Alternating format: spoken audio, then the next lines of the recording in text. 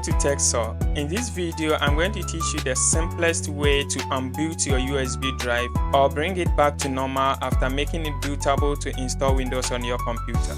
But before we start, please subscribe to this channel for more videos. Before we insert the USB drive, let's open our File Explorer. Now you can insert your USB drive.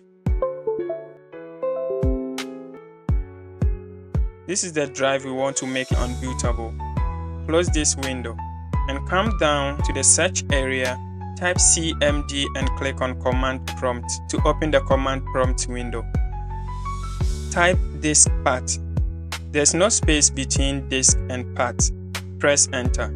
This will open another Command Prompt window. Type list disk. Make sure to bring space between list and disk.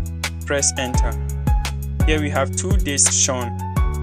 Looking at the sizes, you can see the smaller size disk 1 is your USB drive. So type select disk 1 and press Enter. Disk 1 is now selected, so we need to clean it. Type clean. Press Enter. DISKPART succeeded in cleaning the disk. The next thing is to create partition primary. So you type create partition primary. Press Enter. Now specified partition is created, so we need to make the partition active. Type active, press Enter. After it is made active, we need to format the disk. Type in the text on the screen, press Enter.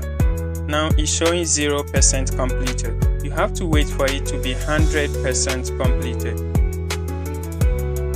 It's 100%.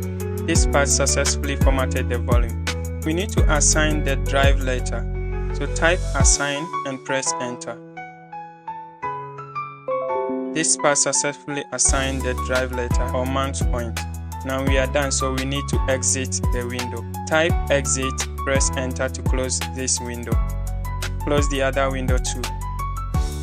Now let's check if our USB drive is back to normal. As you can see, our drive is now unbooted, so you can close the window and we are done. Don't forget to subscribe to this channel for more videos. Thanks for watching.